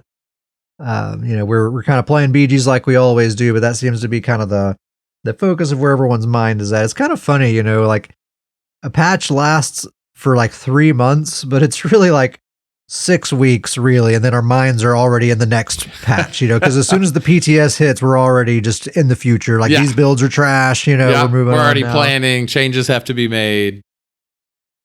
I feel like you really gravitate towards the characters that you're like, this character's not going to change. I will play this one then. Yeah, yes, exactly. Got a couple of builds to talk about. We probably won't spend a lot of time on these because it's a long enough episode as it is. But I'm going to talk a little bit about my Necromancer Despair. Mm-hmm. So her build, she's basically just using the standard kind of build setup that I always use. It's Wretched Back Bar with a Resto Staff, Gaze of Sithis Mythic Helm, One Piece Magma, and then the kind of new stuff added is the Savara Scales set as a double bar set, and the Maelstrom Inferno Staff on the front bar.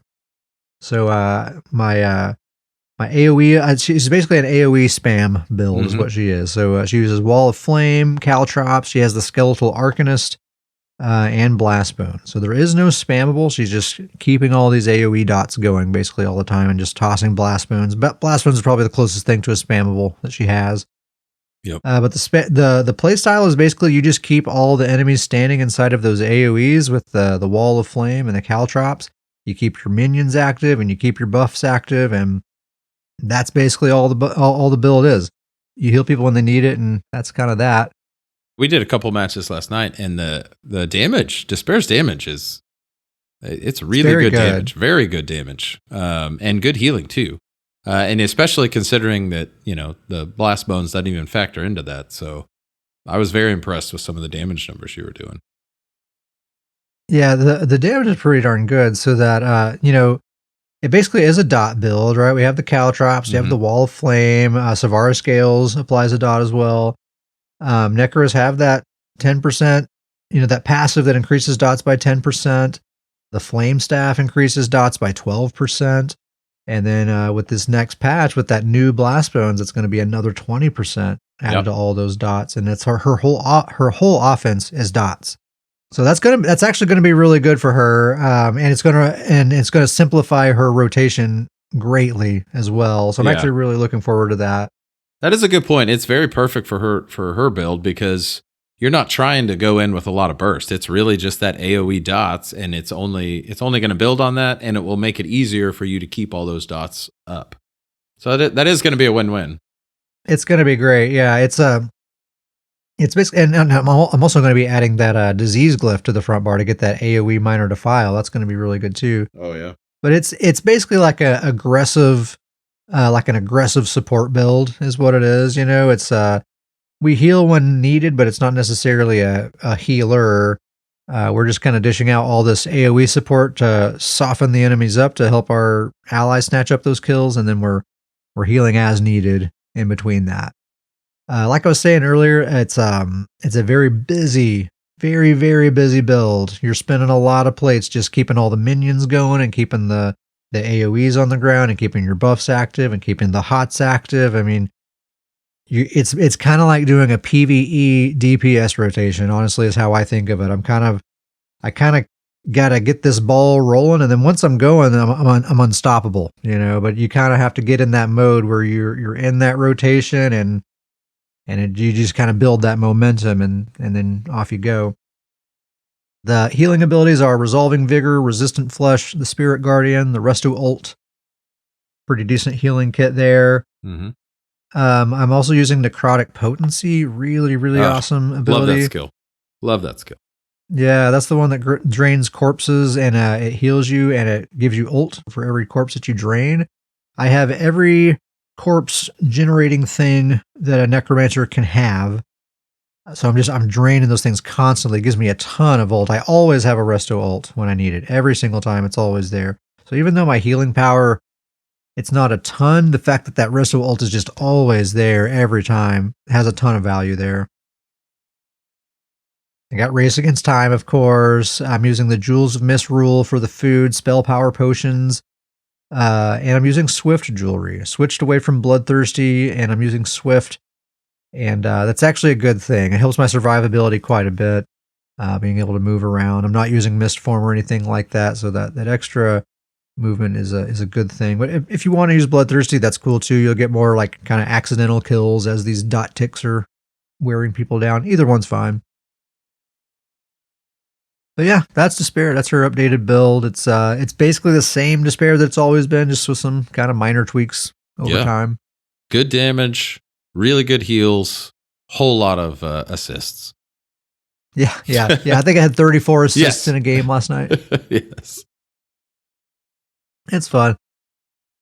All right, that's it for Despair. You have Thane of Pain, your MagSorc. I haven't heard about this guy in a long time. Yeah, he's been on the shelf for a while. Thane of Pain. In the last episode we talked about, we really kind of did a deep dive on the SamSorc. You talked about your kind of version of the SamSorc. So I thought it was time to really update the one bar SamSorc. We're talking all about Sorc. You know me, I've switched up. When I talk about builds now, I'm just going to come straight out. The build number one, Oaken Soul Ring. It's moved to the front of the line. Okay. The Oaken Soul for the one bar build, still the Kvatch Gladiator. And then kind of piggybacking from your build, I actually have 2-piece Engine Guardian, and then 3-piece Willpower with a bow. And then 1-piece trainee, and major kudos to you. As I was kind of working through the theorycraft in this build, you were actually one that threw the bow idea my way, and it is the perfect sauce to this build. Uncle Sam says that sounds super strong. Yeah, it seems pretty strong. We played with it some last night. It was doing really well. We did some theory. We did some testing last night, and it was running really well. The bar setup. For offense, it's very simple, which is just perfect for an Oaken Soul build. It's just Crystal Frags as the spammable, and then Mage's Wrath. Defensive utility, it does Resolving Vigor, and then it has the Twilight Matriarch for heals. And then just utility, I have Streak. And then the ult is the Overload, Power Overload. And once again, that offensive combo, very simple. The Crystal Frag, the Mage's Wrath, and then it's an Oaken Soul build with the Overload, and it's a Nord, so the ult's always generating up, and so Overload, Crystal Frag, Mage's Wrath is a very effective offensive combo. And once again, the crystal frag for the spammable, that's a fantastic 1-bar spammable. Very resource effective. You always have the chance to get, the free cast out of it. Really high damage capability when it does proc. And its potential combo capability. And you kind of really pointed that out to me, but I was really seeing it last night, is that, when you throw it out there and then you instantly get the free win, you can throw a heavy hitting free cast right on top of that. And it kind of, lets you add in another layer of combo damage. You have the overloads going at the same time. I mean, you have a lot of damage from just a very few abilities there. Exactly. And I really, the survivability of this build's fantastic. The Engine Guardian, already with the sustain it's giving, and even the heal it gives is a great heal when it does health. Oh, yeah. And it's a body block. It also has the Matriarch, another body block, another great heal, streak on any sorts, great mobility, and then having vigor on the bar along with those other things. The survivability on the build felt really, really good. But yeah, it just felt really good. A lot of sustain, a lot of movement, and a lot of, just that SamSorc kill, secure power. Sam's asking, are you going to switch to the shield instead of the bird next patch? No, I just kind of what I was saying. I think I'm going to stick with the bird. The body block of the bird along with Engine Guardian. Like I could tell in the matches last night that it was annoying people. You could just tell by some of the people in the BG that they were getting annoyed with an Engine Guardian and the bird body block. Well, and I was on my Necro with my minions running around too. Yes, we had a great time. And it was a great combo. I mean, just like what you said, the Despair, great support, a lot of AoE pressure, and then combo that with this, the Sorc, just kill secure. It was a nice combo. Yeah, they were a good pair. They were really feeding off each other. And then just kind of finish out the build. What I do with most of the Oakensoul builds is Jewels of Misrule for the food, Bloodthirsty for the jewelry with spell damage or weapon damage glyphs. And it's a really nice. The sustain's at a good spot. Max stats are in a really good spot. And it was fun. I hadn't been on the Sorc in a long, long time. And it was fun just kind of being in that same spot where you just, when you've got everything lined up, you've got the ultimate, you just kind of pick a person and you're like, all right, I'm throwing the combo on you. And like, there's just not much you can do. It's once that full combo goes on you, we're that Mage's Wrath is gonna blow up and finish you off. Oh yeah, and in big group fights, you don't even have to really worry about trying to land combos. Just put Mage's Wrath on everyone. Just spam it on everybody. Throw Mage's Wrath everywhere out there, and then just kind of start picking and throwing it out there. It's it worked really well. So it's a very, very fun 1-bar version of the SamSorc. Very nice. I have my own kind of 1-bar SamSorc. Maybe I'll talk about it another time. If you want more Sorc action, go back and listen to the last episode if you haven't already. We talked all about Uncle Sam's, the actual legit SamSorc. I also talked about my Sorc in the last episode as well. It's big Sorc time. So if you're looking for ideas, there's Davius's build right there. And like I said, last episode, a couple more ideas there too. I also put a video on YouTube. If you search for Ket Sparrowhawk, you can see my Sorc in action if you want to get a visual there. Sam has changed his build for next patch. Well, it's not next patch yet, Sam, so it's still valid. It's been, the sun has risen and fallen. That means that Sam has tinkered and changed the build a bit. Yeah, Sam never keeps the build longer than 48 hours or so. You knew he was going to change it when he let you reveal it. That was the first sign. Yeah, that's true. If he's letting me know what it is, that means he's already like letting it go. He's already moved on. He's already moving on to something better. All right, let's get into some emails. scrollandpodcast@gmail.com is our email address. Send us emails. They can be about ESO or not. It doesn't really matter as long as they're friendly. We'd love to hear from you. Every episode, we're going to give away some gold to whichever email Davius picks out to be the winner. As long as they're on PCNA or Xbox NA. If you're on the other platforms, we don't really have a way to help you out there. But this week, we're doing $300K to whoever Davius picks. If you're on Xbox, we can't guarantee the 300K. It's probably going to be a lot less than that if you happen to be the winner. Well, we'll get you something. The Xbox goons, we'll get you something. You know, there's a exchange rate and whatnot. Hey, shout out to the Xbox goons because they're almost the size of the PCNA goons at this point. They're growing rapidly over there. I'm pretty sure the actual in-game guild is more. Did they outpace us? They already surpassed us? Oh, jeez. I'm almost certain. Those goons are booming. Those are some booming goons. I'm not really good about getting people into the guild in the game. I recruit people for the Discord a lot, but the guild not so much. We gotta get some PCNA goons to help Cat out with some guild activities. We gotta get stuff going. We gotta recruit. I'm a busy guy. We gotta recruit some guild council for the goons on PCNA. First email comes from Sudica. Sudica says, "Hey Cat, could you explain to listeners the spoken and unspoken differences between solo and group queues? This would help a lot of new players get started. I literally queued in group BGs for months without finding out that solo queues are not one-on-one fights as the name sounds. I dared not queue solo to even find out. Unknowingly queuing into sweaty group queues can be traumatizing." That's really funny. I never thought of that, but forged in the fire. The solo, it makes sense. If you've ever played Rocket League, if you queue solo, that's 1v1. That's what that means. Yeah, so it's not that way in Battlegrounds. It's like as if you're queuing for a dungeon. You're going to be, on a team of 3 other people there. So there you go, Sudica. Everyone knows now. Your message has been delivered.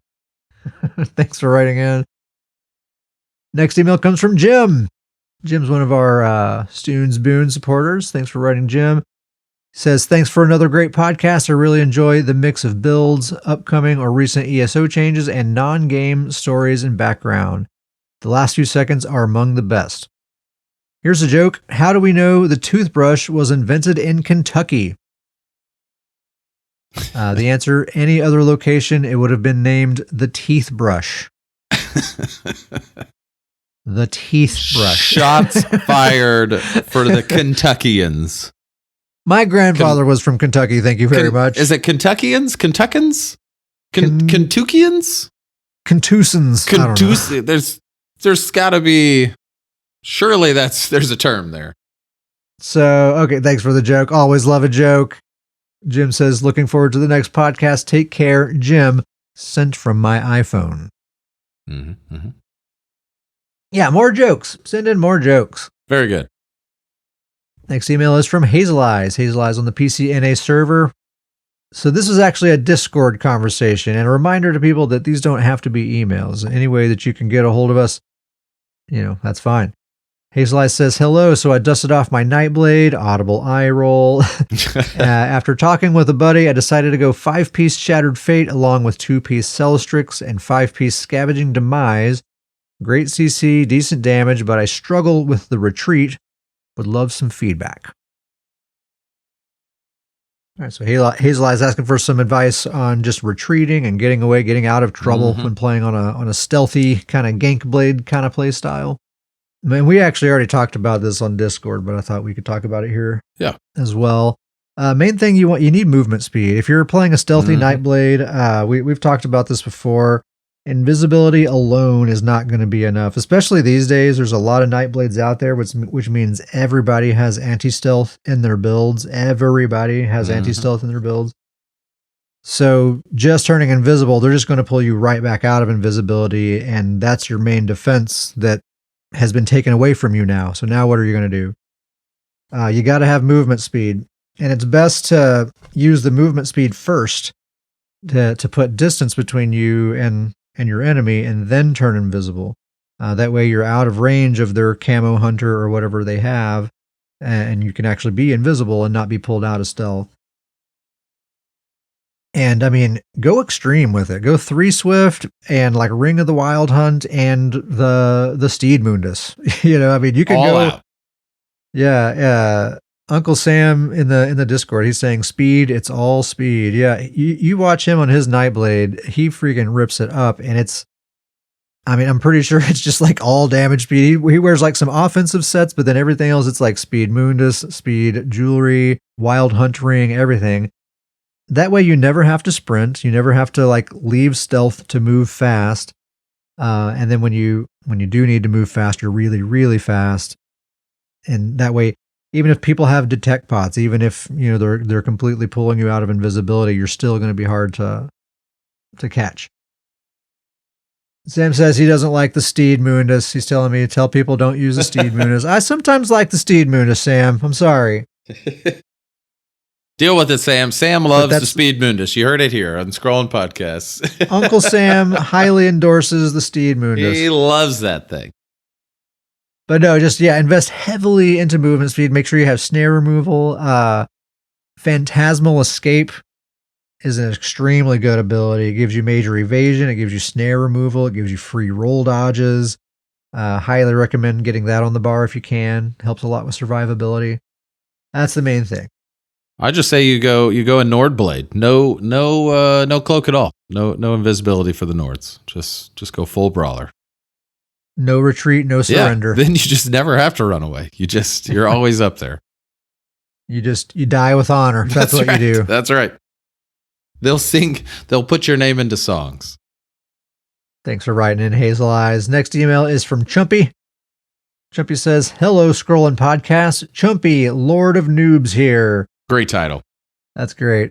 I've been following you I haven't been following you for long, but I really do love your pod. So much so that it took me 30 minutes of searching your episodes to get to the bottom of the GOONS origin. And another 30 watching many sketches, I think he means SNL sketches, and still didn't find the exact reference. Maybe I need to continue. Anyway, love the pod. He says, you mentioned in the last episode, Free French Kisses, that you try to educate the noobs while also keeping the conversation stimulating for the hardcore fans. That's fair enough. I really, really want to learn, though. I'm brand new. Basically, could you do one episode that just teaches everything for a noob to focus on? Sorry, not sorry for the lengthy email. You guys are awesome. Keep it up. Noobishly, Chumpy. Thanks, Chumpy. Kind email. Thanks Very so much. Nice. Very nice email. And welcome to ESO. Says he's a noob. Yeah, so he's requesting that we do an episode that's dedicated to telling noobs everything they need to know about getting started in the game. I'll just go ahead and say we're probably not going to do that, Chumpy. But because it would actually be a very short episode because my advice, I think I probably had the best possible experience in this game, and I was completely bewildered and clueless when I was first starting this game.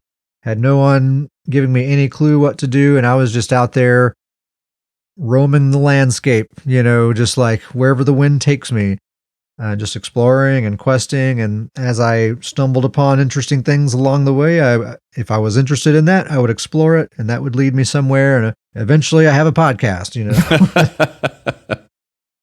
But I think I would try to just kind of get lost in it and not worry too much about knowing what you're doing. Not knowing what you're doing is the fun part, and you're never going to get that first playthrough ever again. You only get it one time. Mm-hmm. So just savor it. Let it last, Don't try to rush through it. That's what I would say. Yeah, absolutely. If you're listening to me say all this and you're saying, Kat, I don't care, dude. I just want to play some BGs, okay? It's that simple. I get that. I would say you're missing out on like the best thing about the game is that new player experience and the questing and adventuring and that gigantic map that's out there for you to explore. Go get lost out there for a while, and you'll figure it out as you go. I promise. Anything else to add to that, Davius? I would just say that, hop in the Discord, ask potential questions, share your current build. The Discord's so good for feedback on the build. There's just simple things like if you're hopping in BGs and don't get demoralized if things aren't going well. Like it could be as simple as like you're going into BGs with 25k health, and really in BGs you should really have 35k plus health, and that can make all the difference. Like that could just be a night and day difference. So if you don't get demoralized with things. But I 100% agree with what you said. Enjoy that new play to the game. Go out there, get lost in it, have fun with it. Find sets and builds that you're having fun with, that you think are cool. And then if you're struggling and you're trying to do BGs and you're getting a little demoralized, reach out in the Discord. There's so many people and so many great players in the Discord that can really give you kind of some great helpful hints or, feedback to get you to at least see a little bit more success in BGs. I think we've had, over the podcast, we've had so many new players come in the Discord and just, ask questions, and the community's been awesome and provide feedback and help them out. So many of those players are fantastic players now. It's really cool to see. So yeah, if you need help with anything, just reach out. Yeah. And if you just kind of jump into the deep end of the meta and just start trying to put together like the best builds right away, when you're kind of at the end game and you're playing on a competitive level, there's like 4 builds that are good, So if you kind of rush to that, if you take your time and enjoy the early game, you actually get to enjoy all those other armor sets that are really fun and cool to use and interesting. And that's really, most armor sets are not actually usable on a competitive level, but in those early stages, they are usable and they're really fun. Yeah, take your time with it. Number one thing there. Pick a favorite email, Davius. Who you got? This is a tough one. There was a lot of good emails. Yeah. A lot of fun, a lot of good emails. Very, very tough one for me. I'm going to go Jim, though. He told us a joke. Jim. He told the joke. Shout out, Jim. Told us a joke. Like to see it. Although I did very much like Chumpy diving into some of the references for, really diving into some scrolling lore, some Students Goons lore. Pretty great. But he also did say that we're awesome. So that's true too. But I'm gonna go Jim. Told us a joke. Great joke. Jim's the winner. Is Jim on? I can't remember what platform Jim's on, but we'll get you your reward, Jim. We'll get you something. As soon as possible. scrollandpodcast@gmail.com, again, is the email address. Please send us emails. We have a guild. The guild's name is Students Goons. It is literally the best PvP guild in the game. And it also just so happens to be the best named guild on the PCNA server. And it's the official guild of the Scrollin' Podcast. We're on PCNA and Xbox NA. If you'd like to join, scrollandpodcast@gmail.com, and we'll get you in there. If you're on a different platform or if your guild list is full, that's okay. Just come join the Discord. Everyone on the Discord is a fully fledged goon. In-game membership is not required. So scrollandpodcast@gmail.com if you want to join the guild or the Discord or both. If you'd like to support the show, one easy thing you can do is go to the Apple Podcast app and give us a star rating and especially a written review. Helps us out quite a bit. If you want to go further than that, you can go to patreon.com/scrollandpodcast and sign up to receive Stoon's Boon for $3 a month. That gets you a number of things, including the Booncast, which is a shorter solo podcast that I do on the off weeks. Other ways you can help, you can drop stuff in the Guild Bank. Shout out to Outlaw Red. Sent me a message this morning. He let me know he dropped some stuff in the Guild Bank, I think like 17 kudas or something like that, and a bunch of gold. That kind of stuff helps out so much. We're constantly making new builds all the time. We go through the crafting mats and the potions and the gold and all that stuff really, really fast. And that all translates to content here on the show.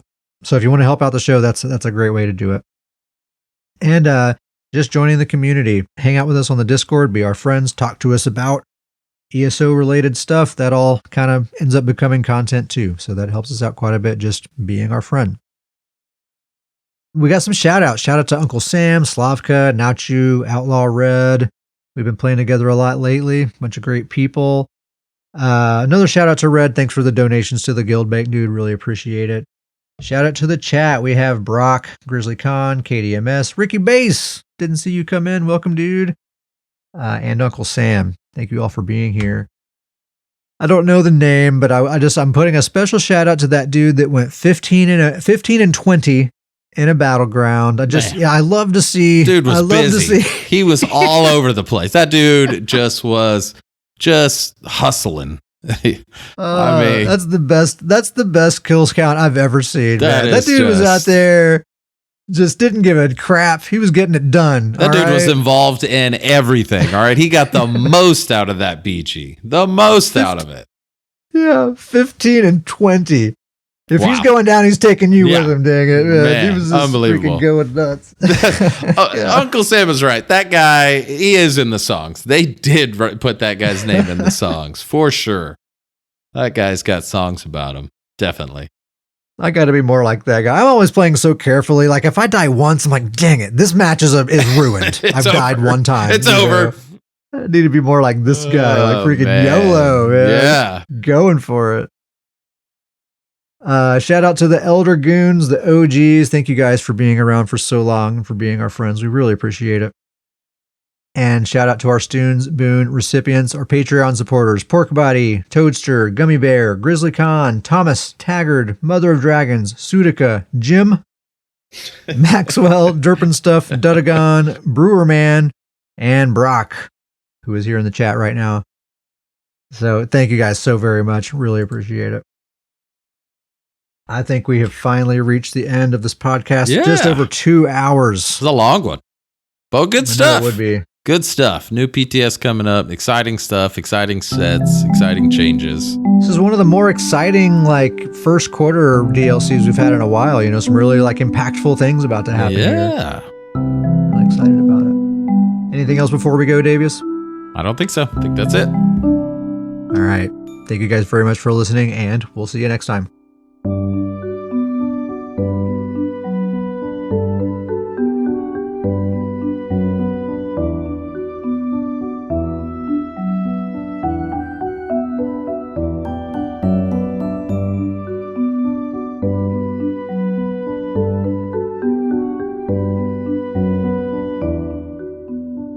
Listen, gentlemen drink Jaeger, okay? Everyone knows that. And also anybody that started drinking between 1998 and 2008. Yeah, Jägermeister was required. in that decade. Yeah, there was something about like young boys, I feel, or young men. It was like a rite of passage. Like we didn't like it. No, of course we didn't like it. No, it didn't. But you had to drink it. You'd go over and be like, "What do you got?" And it's like, "Well, I've got some Jaeger." And it's like, "Well, yeah, of course you do. This makes sense." Well, we're men, aren't we? Yeah. Pour the Jaeger. We can do it. There's just some weird, like, I don't know, we're trying to prove something. Like we did not like it, but we convinced ourselves that we did. Nobody actually likes it. Yeah, surely not. The chain on my toilet handle broke. Oh. It's fixed now, but I didn't have it for a few days there, and I was having to like reach inside the tank to flush my toilet every time. Feels so good to have it fixed. You know, it's like the little things you take for granted. Just talk about a quality of life update right there. Yeah. Tell you what. It was only a couple of days. I don't know. I just never got around to going and finding a new chain. I finally did. You know, just the simple things in life. Like, yeah. Well, it gets to the point where you start doing like negotiations. Like, I don't have to flush this time. You know, probably go a couple more times before I really have to. Things are really spiraling. We got to get that chain. We got to get that chain. That's got to happen.